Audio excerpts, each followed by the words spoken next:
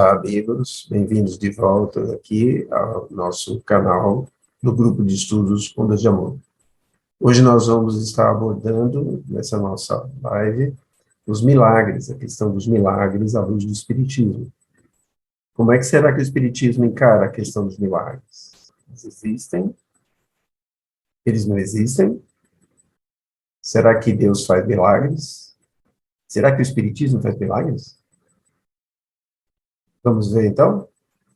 Eu vou compartilhar com vocês a minha tela de acompanhamento, de base.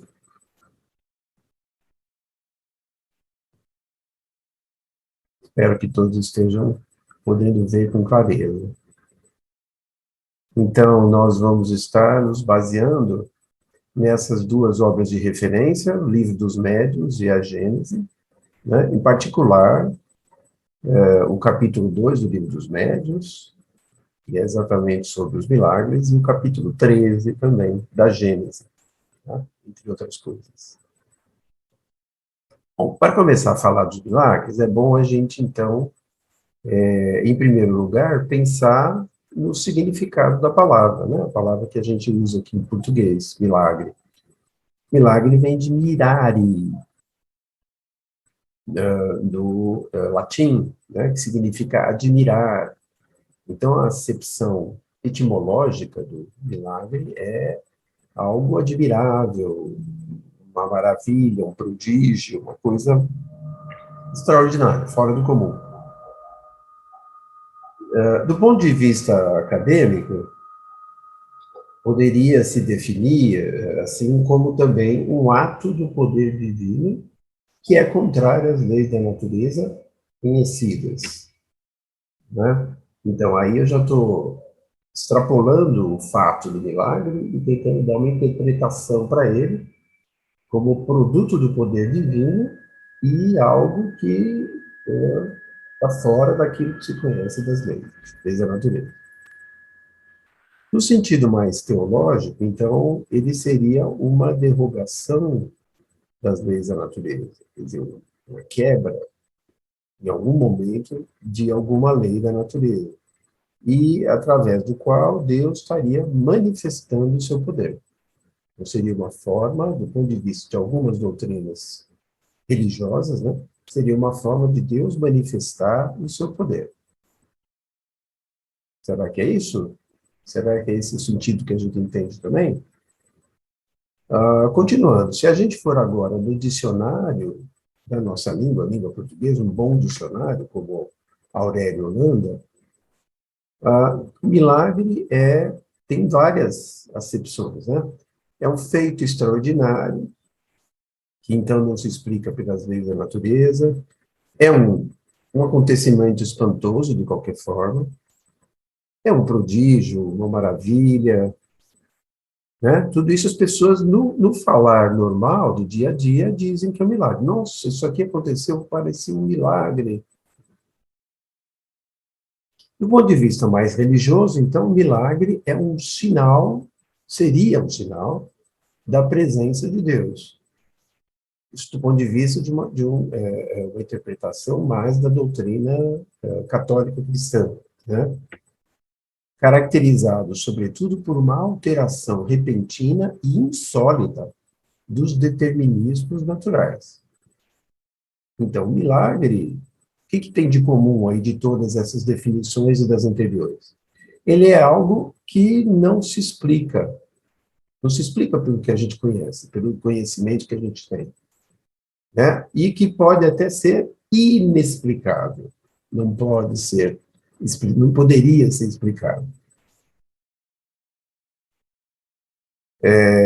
Lá na Gênese, né, Kardec comenta isso no capítulo 13, item 1, dizendo o seguinte, que no pensamento das massas, um milagre implica a ideia de um fato que é sobrenatural. Sobrenatural, então, é algo fora da natureza que não dá para ser explicado.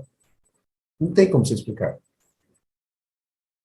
No sentido teológico, é uma derrogação, como a gente já viu, né, das leis da natureza, pela qual Deus manifesta seu poder. Então, esse é o sentido, esse primeiro, principalmente, é o sentido popular. É uma coisa sobrenatural. A não ser quando as pessoas estão falando de um modo figurado. Não, isso é um milagre, que é algo assim, raro. Mas aqui não, aqui é um milagre estrito, seria fora da natureza. Bom, nesse sentido, a gente pode procurar alguns fatos que parecem ser miraculosos, né? Por exemplo, aqui na nossa história do Brasil, nós tivemos os bandeirantes, né? Aqueles exploradores que iam adentrando aí os terrenos do Brasil e iam, enfim, em busca de riquezas, escravizaram um monte de gente, né? Em 1682, por exemplo, o bandeirante Bartolomeu Bueno da Silva chegou em Goiás. Chegando em Goiás, ele topou com índios. E os índios estavam lá com adereços de ouro, né, enfeites de ouro, e ele percebeu que era ouro. Interessado, né, lógico, ele perguntou: da onde que vocês conseguiram isso, esse material? Mas os índios não abriram o local. Então, ele falou: preciso tentar alguma coisa aqui. Ele tentou uma estratégia, né? Ele pegou uma bacia, um álcool, pôs fogo naquela bacia e chegou para todos eles e subiu e falou assim: olha, como está aqui na figura, né? Isso é água. Está vendo o que eu fiz? Se vocês não contarem onde está o ouro, eu vou incendiar toda a água que vocês têm na aldeia, no rio, onde for, lago, eu vou fazer como eu fiz aqui. Os índios ficaram muito assustados, né? E com medo de que aquilo fosse verdade, eles acabaram dando a localização das minas onde eles tinham achado o ouro. E ainda começaram a gritar para o Bartolomeu Bueno da Silva, né? Anhanguera, que é o deus do fogo, o diabo do fogo, né? Ficaram com medo dele, lógico, porque eles não conheciam o álcool. E o Bartolomeu conhecia, porque ele era português, eles tinham trazido isso de Portugal, que já conhecia como produzir álcool, né? Há outras coisas também, né? Por exemplo, aqui a gente tem uma pipa, e aqui tem o Benjamin Franklin, o famoso Benjamin Franklin, né? Americano, político, cientista americano. Quando ele empinou a pipa e conseguiu que o raio, o relâmpago, né? O raio, caísse na pipa pelo fio dela, né? E descesse até o solo, aquilo foi considerado uma coisa diabólica, miraculosa, né? Então, diz Kardec assim: os séculos de ignorância foram fecundos em milagres, porque tudo cuja causa era desconhecida era sobrenatural, passava por sobrenatural, né? Mas no caso dele em particular, claro, depois ele tinha outro objetivo, né? Quando a descarga elétrica desceu pelo fio, o fio estava amarrado em garrafas de Leyden que armazenavam a carga elétrica, e ele viu que a carga elétrica armazenada, embora grande, né, era do mesmo tipo da carga elétrica de outras coisas, de outras máquinas que eletrizavam corpos, né? Então, a eletricidade do céu não era diferente da eletricidade da Terra, nossa, não era divina, era normal. Então, não era sobrenatural. Então, à medida que a ciência revelou novas leis, o círculo do maravilhoso se restringiu. Mas como a ciência não havia explorado todos os campos da natureza, sempre restava uma parte bastante grande para o maravilhoso, né? Por exemplo, aqui nesse caso, né? Esse é o caso, essa figura representa a famosa passagem dos hebreus pelo Mar Vermelho, né? Guiados pelo Moisés, aqui representado, né? Com esse cajado na mão, né? Pelo texto da Bíblia, ele teria batido com o cajado no chão, e o mar, né, o mar vermelho teria se aberto, e então o povo teria passado são e salvo por ali, né, antes da chegada dos egípcios, que tinham se arrependido por ter libertado os hebreus na história, né? Bom, a gente olha isso aqui e fala, bom, eu não sou capaz de fazer isso. Por maior que seja o meu cajado, eu não sou capaz de bater na pedra e separar a água dessa forma. Então, será que isso era um milagre? E por muito tempo isso foi considerado um dos milagres, um dos prodígios feitos, operados pelo Moisés, né? Na verdade, o Moisés tinha vivido ali perto da região onde eles passaram e conhecia bem o fluxo das águas ali.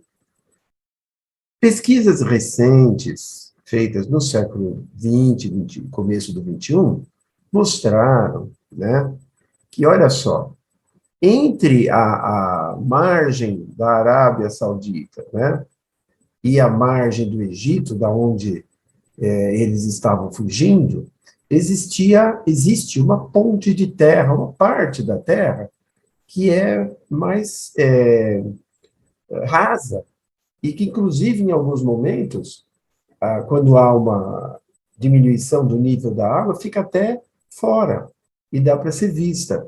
Isso foi pesquisado com sonar e depois observado, né? Isso entre a praia de Nuveiba, no Egito, até o lado saudita, para onde eles foram. É uma boa trajetória, é longa essa trajetória. Os pesquisadores que verificaram isso, eles tentaram simular essa situação no computador, como está aqui nessa tela de baixo, e tentaram simular um detalhe que consta lá na Bíblia, né, no Antigo Testamento, em que quem escreveu lá o livro que fala dessa passagem pelo Mar Vermelho, diz que havia um vento que vinha do leste. Então, eles tentaram simular esse vento do leste e foram simulando e aumentando a velocidade desse vento para ver o efeito que isso fazia na água. De fato, fazia efeito. Fazia efeito. Até que quando eles chegaram a uma velocidade de 63 milhas por hora de vento, eles perceberam que a água, de fato, era repelida pelo vento na simulação. Então, eles acharam, a simulação foi feita levando em conta todos os conhecimentos geológicos, climatológicos, meteorológicos, não é? Da região, as leis físicas também. Então, havia uma possibilidade de que aquilo acontecesse. Havendo uma possibilidade dentro das leis da natureza, havia uma explicação. Então, aquele fato deixava de ser milagre, porque milagre, em tese, é algo que não pode se explicar, né? Então, esse fato deixou de ser considerado milagre. Então, esse esquema que a gente tem aqui, ele representa os diversos níveis das coisas que a gente conhece ou desconhece. O círculo central, que está escrito em inglês lá, the known, é o que nós conhecemos, nós enquanto humanidade, né? E o que está fora é o que nós desconhecemos. O que nós conhecemos em termos de humanidade? Conhecemos aquilo que a ciência já consegue explicar, já pesquisou e já consegue explicar, né? Então, esse é o círculo do que nós conhecemos. Claro, as pessoas podem conhecer um pouco mais ou um pouco menos do que a ciência já explicou. Individualmente, os casos são múltiplos, mas, em média, de modo geral, há um círculo de coisas explicadas pela ciência.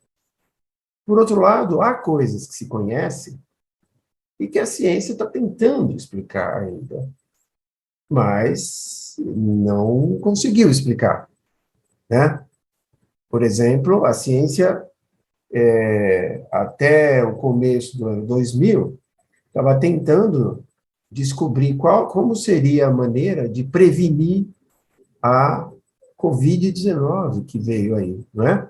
A ciência não sabia. Então, quando chegou o Covid-19, o conhecimento da prevenção da ciência, da Covid não estava nesse círculo da ciência, estava no círculo do que nós sabemos que não conhecemos. Então, nós sabíamos que não conhecíamos as vacinas de prevenção.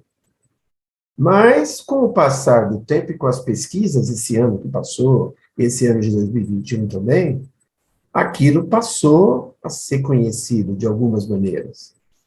Entrou, então, para o círculo da ciência. Hoje, então, as vacinas fazem parte do círculo da ciência. Mas há outras tantas coisas que ainda não se conhecem, mesmo da Covid. Né? Então, são coisas que não se... Mas a gente sabe que não sabe, quer dizer, há uma série de coisas ainda da Covid que a gente percebe que acontece, mas ainda não tem a noção exata do porquê. E há também coisas que a gente nem imagina que não saiba, mas que a gente não sabe, que a gente desconhece. Né? Coisas que, por exemplo, em 2018, nós nem imaginávamos que a gente desconhecia o que era Covid-19. Não é? 2018 nem passava pela cabeça da esmagadora maioria da população da Terra que ia ter algo como foi a Covid-19. Então, a gente nem imaginava, e obviamente por isso não ia procurar uma solução, uma explicação, se a gente nem imaginava daquilo. Depois, quando veio, fim de 2019, 2020, entrou para o círculo central, segundo círculo. Conhecemos Covid e não sabemos explicar ou prevenir. Quando descobrimos a vacina, entrou para o círculo da ciência. Né? O círculo da ciência é um dos fenômenos que a gente chama de naturais. Naturais são aqueles que a ciência explica, que nós conhecemos e a ciência explica. Né? O resto, a gente não sabe a explicação. Aí as pessoas podem especular o que quiserem. Né? Talvez aí as pessoas possam dizer, será que esse resto que a gente não sabe explicar, a gente não explica porque é sobrenatural? É inexplicável? O tempo tem mostrado que não é bem assim. Né? Então, quando no século XIX aconteceu a vinda da doutrina espírita, nós tivemos o seguinte: o círculo central, representando aqui o que a ciência explicava, da natureza chamada material, mas material aí não significa só sólido, né? Líquido e gasoso, mas também a luz, as radiações, os campos elétricos, as partículas subatômicas, enfim. Né? Tudo isso faz parte da ciência que ela vai conhecendo cada vez mais e vai explicando a natureza material. Mas também se conhecia uma série de fenômenos inexplicados. Fenômenos que aconteciam aparentemente fora das leis materiais. Fenômenos da natureza espiritual. Quando chegou o Espiritismo, as experiências de Kardec, a pesquisa de Kardec, trouxeram hipóteses, e uma boa parte delas foi sendo confirmada pelas pesquisas do próprio Kardec, e depois pelas pesquisas que vieram em seguida, de outros pesquisadores, mesmo fora do Espiritismo. Então, coisas que a gente conhecia, né, de natureza espiritual, passaram a ser explicadas. Então, elas, claro, o próprio Espiritismo não explica tudo, né? Kardec não tinha essa pretensão. Ele falava assim, não, o Espiritismo não tem a pretensão de explicar tudo. Há coisas que precisam ser pesquisadas. Há coisas que têm que ser investigadas. E o futuro vai mostrar a explicação. Então, tinha essa fatia do que falta conhecer, mas a fatia diminuiu daquilo que era conhecido. Então, aquilo que faltava pesquisar ficou menor. O natural se expandiu, além do círculo da ciência, também para o círculo do espiritismo. O espiritismo trouxe explicações, mostrou as leis que regiam os fenômenos espirituais ou psíquicos, e isso passou, então, ao domínio do natural, do mundo natural. E o que falta pesquisar? Bom, aí alguém pode dizer, é sobrenatural? Vai se dizer, né? Vai saber.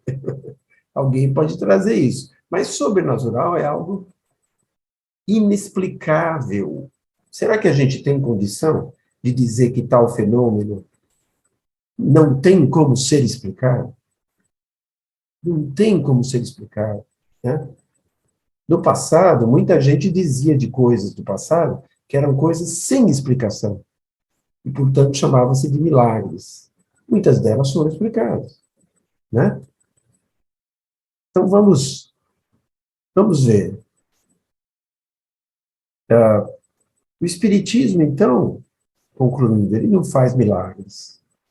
Ele não faz milagres, ele revela leis novas, frutos de pesquisas feitas com um método bastante rigoroso de Kardec, com muitos médiuns, muitos espíritos, né? Com isso, ele obteve explicação de vários fenômenos espirituais, né? Que são, então, consequências dessas leis gerais, né? Então, essa pesquisa confirmou a existência dos espíritos, confirmou, então, que esses espíritos podiam intervir no mundo corporal. Então, há uma interferência do mundo dos espíritos no mundo dos encarnados, nós, né? E do mundo dos encarnados no mundo dos espíritos. Mas tudo isso está sujeito a leis. Portanto, leis reprodutíveis, né? Portanto, são, sem sombra de dúvida, fenômenos naturais, né?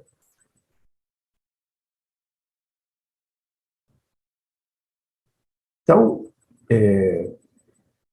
buscando nas obras de Kardec, por exemplo, na Gênese, um pouco da explicação desses fenômenos, nós sabemos, por exemplo, que o espírito, para atuar na matéria, ele o faz através do perispírito.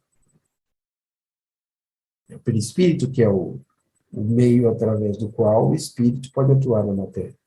Inclusive quando ele está encarnado. Eu estou aqui movendo minha mão, cabeça, boca, etc., o meu espírito, que sou o espírito, está comandando o meu corpo através do perispírito. E quando desencarna? Quando desencarna, aí como espírito, e dependendo, claro, do conhecimento, da capacidade desse espírito, ele vai fazer o que ele podia fazer como homem. Ele pode atuar na matéria. Só que aí ele não tem mais um corpo, está desencarnado. Então, o que ele faz? Ele se serve, quando isso é possível, e quando é necessário, dos órgãos materiais de uma pessoa, uma outra pessoa que está encarnada e que possibilita isso. É essa pessoa que é chamada de médium, né? Kardec pesquisou vários médiums, e depois dele outros pesquisaram médiums também. Então, o espírito faz, através do médium, como mais ou menos uma pessoa que queira mandar uma carta para alguém e não podendo escrever, ele pede para uma pessoa, um secretário, escrever a carta que ele dita. E se ainda essa pessoa morar num outro país, falar uma outra língua, ele pode pedir para o secretário traduzir essa carta. Então, o secretário não vai só copiar o que ele dita, mas vai interpretar o sentido para que ele possa traduzir. O médium faz isso. Ele é o intérprete do espírito para que ele possa transmitir por escrito, por fala ou de outra maneira aquilo que o espírito está enviando de informação.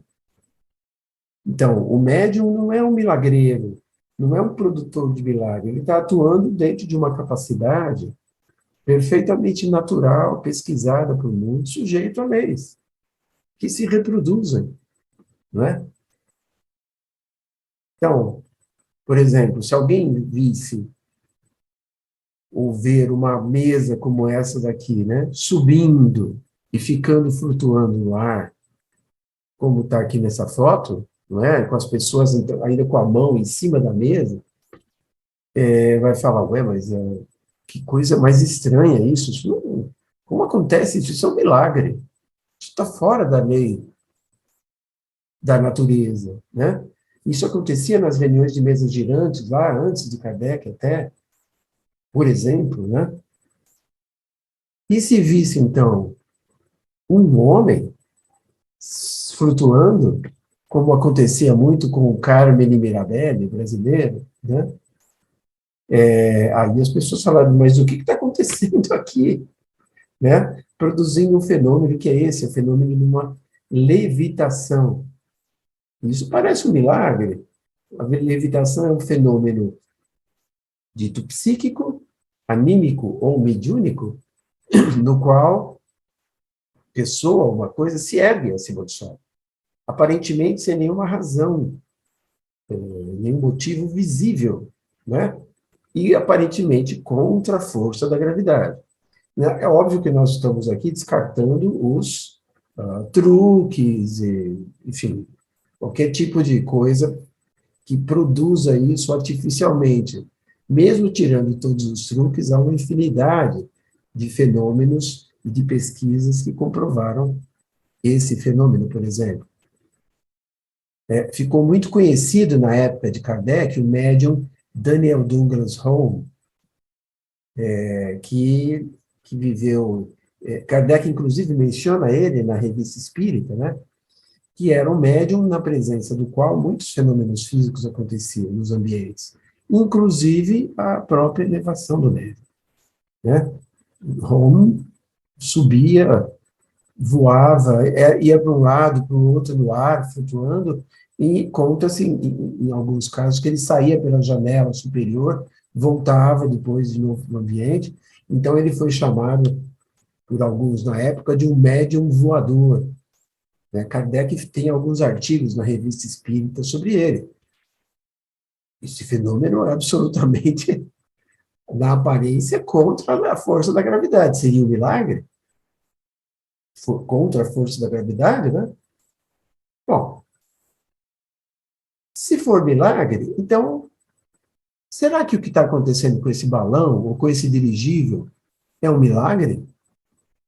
Como é que ele está se sustentando no ar? Ele não sobe contra a lei da gravidade? Isso já existia na época de Kardec, os balões assim. Ah, mas aí alguém falou, não, espera, aqui eles estão seguindo uma lei da natureza, o princípio da Arquimedes. Né? Quando o balão está cheio de ar quente, ou de hélio, ou de hidrogênio, que são gases mais leves que o ar, então ele tende a subir, até sair fora da atmosfera, se for o caso. Ah, então tá. Então isso tem uma explicação. Tá, e os aviões, que no século XX começaram a voar, e eles são mais pesados que o ar. Os helicópteros são mais pesados que o ar, né? E hoje, os outros equipamentos também, grandes, que conseguem voar, são mais pesados que o ar, foguetes, etc. Como é que acontece isso?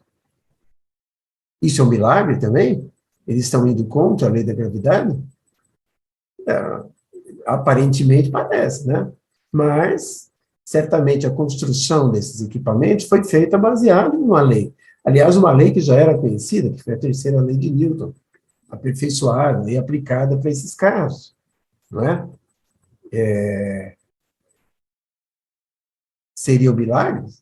Claro que não.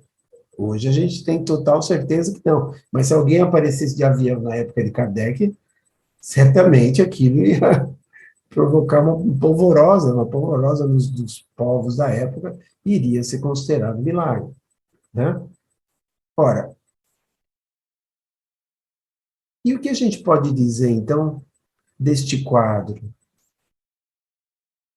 Esse quadro representa, né, acho que todo mundo sabe, um fato narrado no Evangelho, portanto, 2000 anos atrás, né?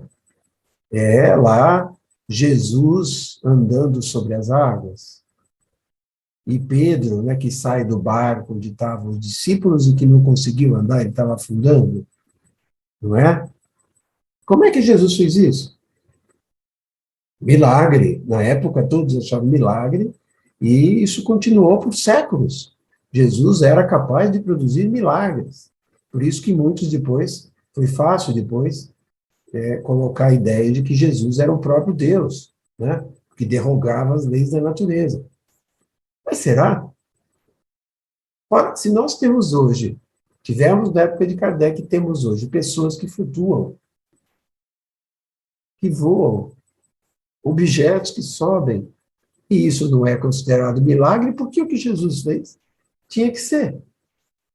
Se outras pessoas reproduzem, ele certamente conhecia essas leis da natureza que permitem a corpos mais pesados que o ar flutuarem.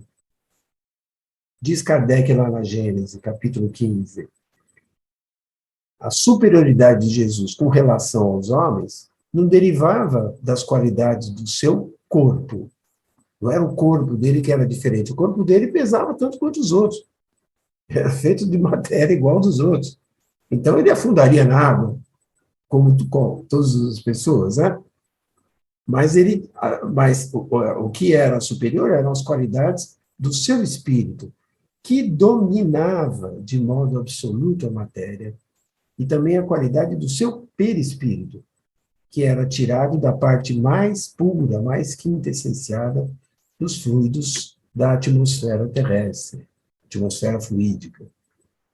Então, Jesus conhecia muito bem as leis físicas e o que a gente chama de leis espirituais, e ele sabia como fazer o corpo dele flutuar, né? Ele se deslocando por sobre as águas, as pessoas vendo aquilo falando que ele estava andando sobre as águas, né? Ele tinha noção do que ele estava fazendo, né? Então, se hoje não é milagre, também não era na época dele. E mais, depois de Kardec, por exemplo, nós tivemos muitas pesquisas feitas em outros países além da França. Por exemplo, na Inglaterra, nós tivemos um pesquisador, que foi William Crookes, um químico e físico, né, que contribuiu com a ciência bastante, descobrindo o quarto estado da matéria, estado de plasma, descobrindo os raios catódicos, trabalhando com eles, né, interpretando, descobrindo o elemento químico, o elemento, o tálio, tinha muitas publicações científicas, e numa certa fase da vida, ele pesquisou os fenômenos psíquicos, com o mesmo rigor. Pesquisou o médium Daniel Home, e pesquisou outros médiums. Em particular, pesquisou os fenômenos de materializações ou aparições tangíveis, como diz Kardec. Aqui, por exemplo, né, há uma foto, na época já se tinha as primeiras fotografias, né, ainda de baixa qualidade, mas tinha, dele aqui de barba, do lado de um espírito materializado, com um véu branco, que se denominava Kate King, né? Esse espírito se manifestou várias vezes para ele junto com outras pessoas, né? E ele pôde, então, pesquisar isso. Aí alguém vai dizer, bom, mas isso é absurdo, como que os mortos podem aparecer para os vivos? É um milagre? Ele pesquisou, ele constatou, ele não tentou dar explicações, mas ele constatou. E ele escreveu artigos científicos que ele publicou em jornais da época sobre os fenômenos que ele estava pesquisando, né? Aqui, por exemplo, tem uma das reuniões lá com a Kate King, essa aqui é a mesma, Kate King, é onde ele trouxe um amigo, o Dr. Jay Gully, que era médico, que então fez um exame autoscópico, né, da Kate King. Ele pegou o braço, sentiu a pulsação dela, usou um estetoscópio para sentir também batimento cardíaco, e ela então produziu aquilo tudo para servir para as pesquisas que estavam sendo feitas, né? Veja só, era um milagre? E é claro, aqui nós estamos falando de fenômenos suficientemente bem feitos e comprovados para excluir qualquer fraude, né? Isso aqui é no Brasil, essa foto aqui no Brasil. Essa é uma foto de uma materialização do espírito de Ana, que está aqui no lado direito, com o véu branco também, em 14 de dezembro de 1953, pelo médium Peixotinho, que está deitado aqui, adormecido em transe, né? Fornecendo na sua boca aqui material para materializar o espírito. Ele fez vários, ele fazia isso muito, né? Ele era um médium de efeitos físicos, e ele realizou experiências, inclusive na casa do nosso Francisco Cândido Xavier, onde ele permitiu a materialização de pessoas conhecidas do Chico na época, né? Então, veja, na França, na Inglaterra, na época de Jesus, no Brasil, como diz Kardec, os milagres não acontecem em contradição com a natureza. Eles só em contradição com o que nós sabemos da natureza. Nós é que muitas vezes batemos o pé e dissemos, isso não é possível. Mas aí, quando acontece, a gente tem que reexplicar, né? A mesma coisa aconteceu lá na época de Jesus, não é? Depois que ele desencarnou. Né? Nós sabemos, por narrativa dos evangelhos, que Jesus, 3 dias depois do desencarne, apareceu, primeiro em espírito para Maria de Magdala, que foi tentar visitar o seu túmulo e achou ele aberto, e aí ele apareceu para ela, e depois ela foi correndo contar para os discípulos que estavam em um outro local, fechado, né? E depois ele apareceu para os discípulos. E aparecendo para os discípulos, ele até se ofereceu para que os discípulos o tocassem. Né? E aí aquele famoso caso do Tomé, né? Que tocou em Jesus, porque ele dizia que só acreditava se tocasse. Jesus falou, então você vem e toca. Se ele tocou, é sinal de que Jesus estava produzindo uma aparição tangível. Aí algumas pessoas que não conheciam o fenômeno falavam, então era o corpo de Jesus que chegou ali. Bom, difícil, né? Primeiro porque estava tudo fechado ali, seria difícil, mesmo que fosse o corpo de Jesus.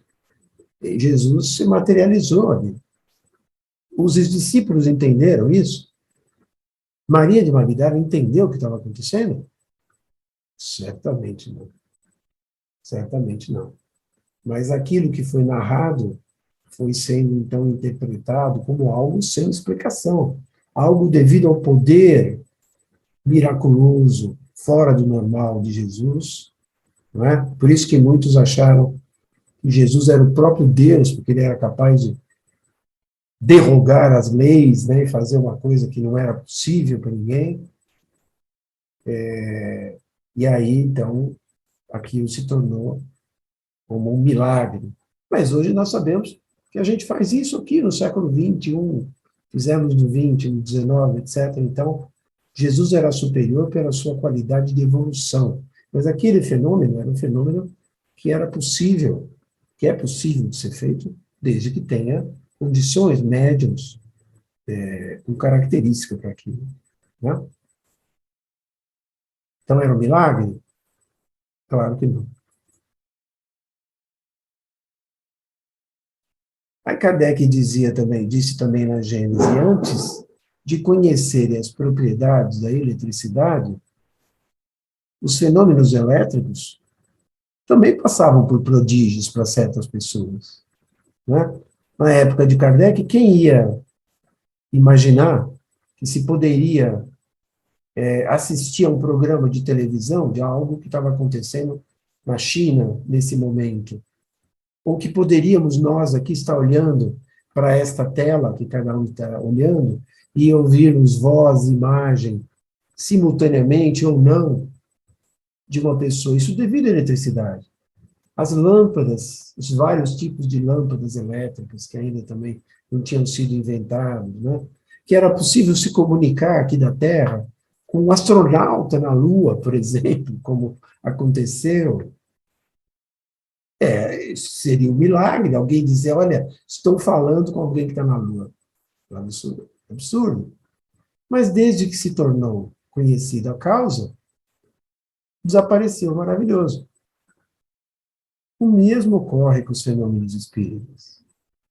Quando as pessoas perceberem que a causa não é miraculosa, que a causa está dentro da lei natural, é reprodutível, é pesquisável, as leis são formuláveis, o milagre o maravilhoso vai desaparecer. Né? Isso também acontece não só com as manifestações físicas, mediúnicas, mas com as inteligentes também. A manifestação de um espírito através de um médium, transmitindo seu pensamento, também segue leis. Então, diz Kardec, lá na Gênese, né? A intervenção de inteligências ocultas nos fenômenos espíritas não os tornam mais miraculosos que tantos outros fenômenos, que são devidos a agentes invisíveis. A eletricidade, por exemplo, né, é um caso que é invisível para nós. Wi-Fi, que nós usamos aí nos nossos celulares, etc., é um agente invisível, né, as ondas eletromagnéticas de rádio. Porque esses seres ocultos que povoam os espaços são uma das forças da natureza. Não são sobrenaturais, são uma das forças da natureza, cuja ação é incessante sobre o mundo material e também sobre o mundo moral. A mesma coisa se pode dizer sobre os fenômenos de cura. Né? Na época de Jesus, quantas curas Jesus fez, e que depois foram considerados também milagres. Mas curas, hoje em dia nós temos médiuns de cura, nós temos fenômenos de curas mediúnicas, curas espirituais. Isso também são milagres? Claro que não. Jesus sabia, como depois o Espiritismo veio nos trazer, que os fluidos, como matéria terapêutica, podem atingir a matéria orgânica para repará-la. Né? Há em nossa volta não só o ar, mas há fluidos do chamado mundo espiritual. Nós mesmos temos fluidos, o nosso perispírito é fluídico, e podemos transformar esses fluidos, qualificar esses fluidos para que eles se tornem curadores e transmiti-los para outros, inclusive. Né? Olha, diz Kardec, pode, então, ser dirigido sobre o mal pela vontade do curador. Então, uma pessoa com intenção de curar outra pode direcionar os fluidos para ela e, com isso, fluidos salutares, né? E, com isso, ajudá-la. Também, da mesma maneira, quando nós pensamos coisas ruins de alguém, nós também direcionamos fluidos ruins que podem também ser penosos para a pessoa. Né?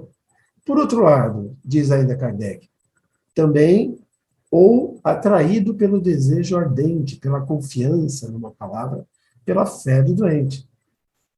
Então, no caso aqui, por exemplo, que está nessa figura, aquela mulher que tinha um sangramento crônico, né? Ela tinha tanta confiança de que ela seria curada por Jesus, que ela tocou na roupa dele. E o sangramento parou. O fluxo de sangue parou. Então, a fé, né, o desejo ardente, a confiança ardente de que aquilo aconteceria, também foi suficiente para atrair o fluido para ela. Isso foi bem conhecido desde o tempo de Kardec. Kardec, antes do Espiritismo, já estudava os fenômenos do magnetismo, já conhecia as curas magnéticas, mas o Espiritismo trouxe a explicação mais clara e mais ampla do porquê desse fenômeno, de como ele acontecia. E o caso da ressurreição de Lázaro?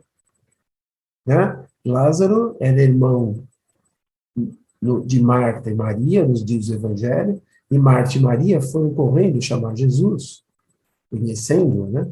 Porque ele tinha morrido. E ele tinha acabado de ser enterrado. Enterrado, naquela época, não era como nós fazemos.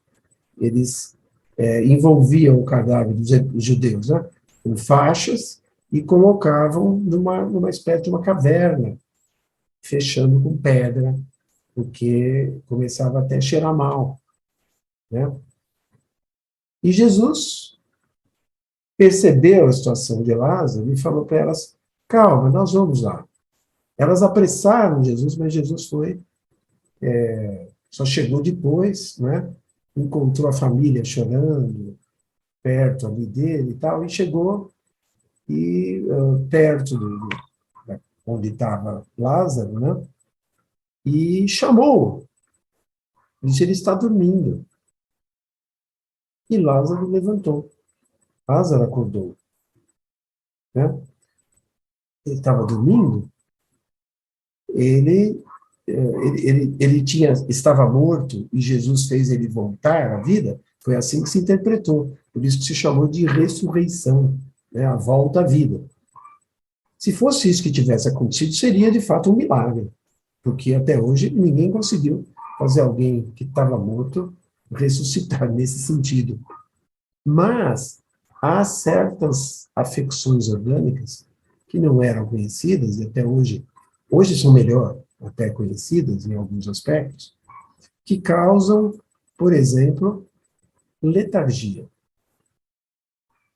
Então, a letargia, o que é? É um estado, a pessoa entra no estado de sono profundo, e nesse estado as funções orgânicas dele são interrompidas, aparentemente são interrompidas. Então, aparentemente não há mais circulação, ele não está respirando, né? Mas ele não está ainda morto. Há ali uma vida que, hoje em dia, se consegue detectar analisando o que está acontecendo com o cérebro. Mas na época de Jesus isso não era conhecido. Jesus, sabendo, analisando o que estava acontecendo, ele trouxe Lázaro de volta, porque isso é possível de reverter através da imposição de mãos, através da transmissão de um fluido curador, suficientemente curador. Jesus fez isso, né? E Lázaro, então, foi entender o que tinha acontecido depois. Claro que as pessoas todas disseram que Jesus tinha feito milagres e tinha trazido à vida alguém, né? Então, é algo que pode ser explicado. Então, não é milagre.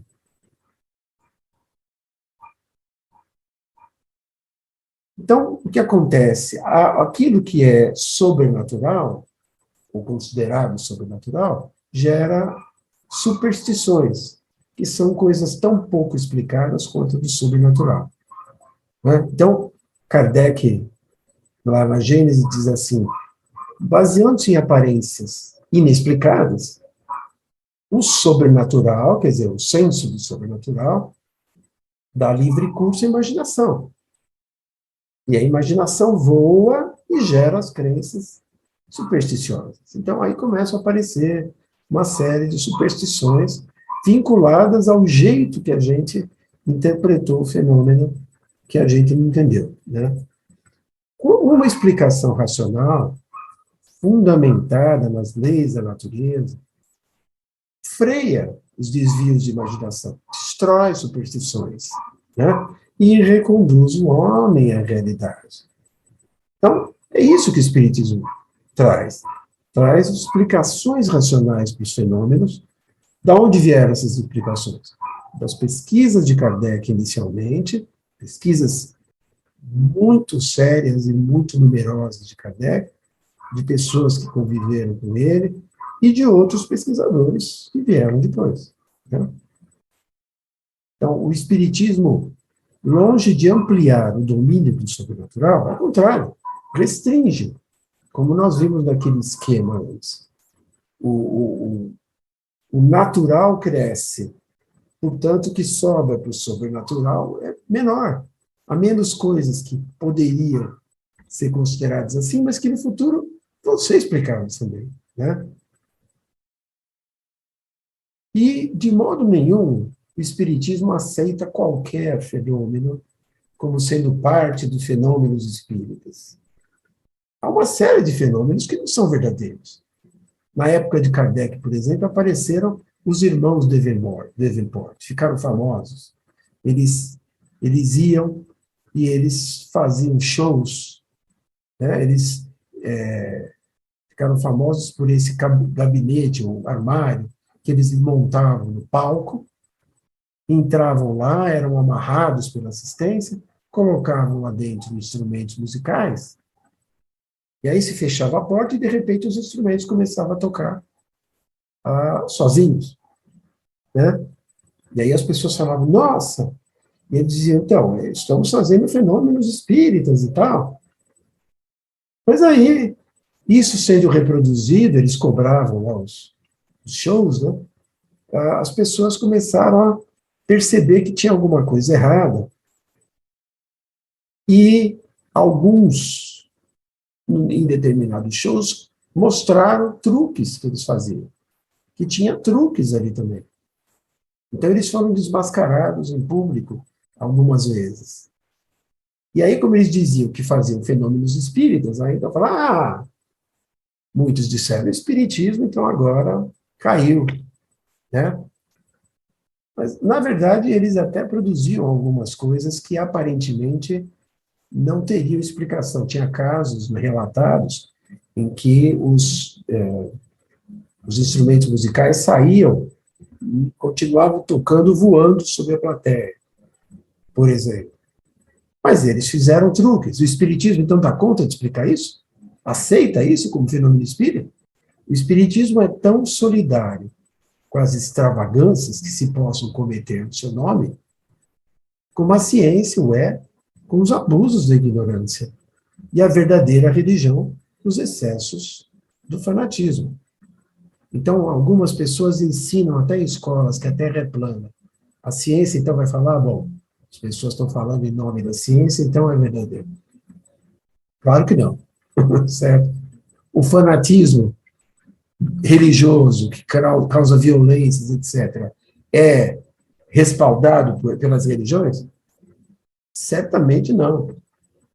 Né? Então, da mesma maneira, o Espiritismo não respalda isso. Né?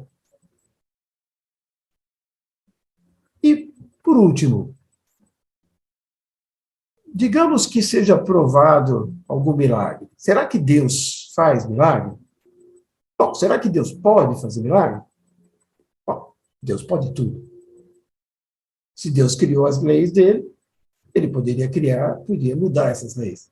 Isso, claro, Deus é onipotente. Agora, será que Deus faria isso? Deus derroga as próprias leis que ele criou? E para que ele faria isso?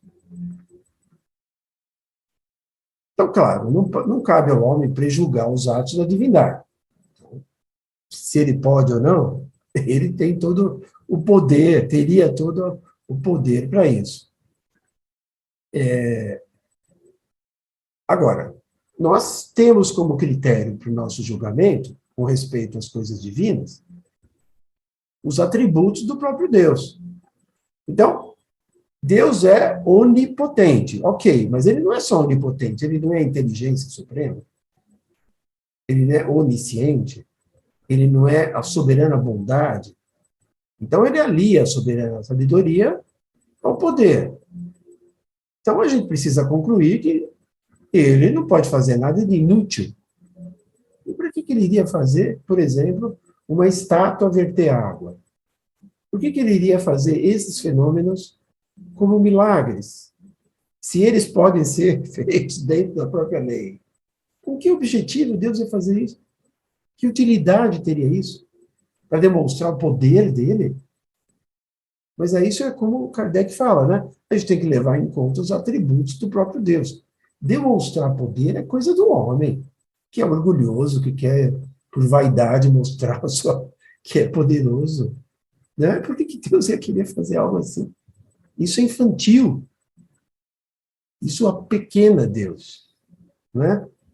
Então, esse não é o motivo, não seria o motivo para Deus produzir algo assim. Por que ele faria milagres? Os milagres não são necessários para glorificar Deus, porque, ao contrário, as leis dele são perfeitas e glorificam ele. E nada no universo que se conhece se desvia das próprias leis do universo. A lei da gravitação universal, que explica o movimento aqui da Lua, da Terra, etc., ela também explica, possivelmente com outras tantas leis, os movimentos das estrelas, de outras estrelas, de fora da nossa galáxia, inclusive. Isso já foi, até certo ponto, pesquisado. Dos cometas. Então, Deus não faz milagre porque se as leis dele são perfeitas, não tem necessidade de derrogar. Elas já são perfeitas. Então, por que ele faria isso? Agora, é claro, as religiões têm os seus, uma boa parte delas é construída a partir de alguns milagres, ou é reforçada a partir de milagres, né? As religiões cristãs se apoiaram nos chamados milagres de Jesus. Mas, diz Kardec, desde que esses fenômenos psíquicos também se produzem aos nossos olhos, ou espontaneamente ou provocados, por que Jesus não podia possuir as faculdades iguais às dos nossos magnetizadores, curadores de hoje, sonâmbulos, videntes, médiuns? Por que ele não teria essas faculdades?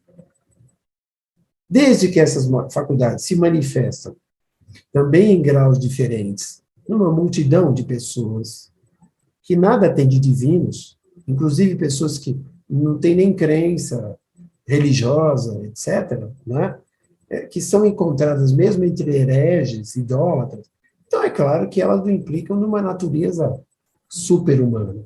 É algo da natureza, né? Que nós estamos cada vez mais entendendo. Esses efeitos psíquicos se têm produzido em todos os tempos, todos os povos, né? Foram considerados milagres, como todos os fenômenos que tiveram causa incompreendida. O movimento do Sol era considerado milagre, o eclipse era considerado milagre. Uma série de coisas foram consideradas milagres que hoje são bem entendidas. Isso explica por que todas as religiões têm seus milagres, basicamente todas, que hoje a gente sabe que não passam de fatos naturais, mas que foram ampliados até um absurdo pela credulidade. A descrição, a propaganda, né? Incentivadas pela ignorância, pela superstição, que hoje são reduzidos ao seu justo valor pelo progresso do conhecimento da ciência humana. Então, nós paramos aqui, nós encerramos aqui essa nossa live dos milagres. Aqui está a nossa bibliografia principal, que nós falamos, e a gente gostaria de finalizar com esta frase basilar de Kardec, que consta da Revista Espírita, do número de dezembro de 1868, e que bem mostra o caráter do Espiritismo. Não tem do Espiritismo nenhum dos caráteres de uma religião, não tem sacerdote, não tem templo, não tem dogma que não pode ser discutido, não tem ritual, não é? Recomendado. Na acepção usual do vocábulo, aquela que todo mundo entende, não podia, nem devia enfeitar-se com um título sobre cujo valor as pessoas inevitavelmente ter-se-iam equivocado. Eis porque simplesmente se diz do Espiritismo. É uma doutrina filosófica e moral.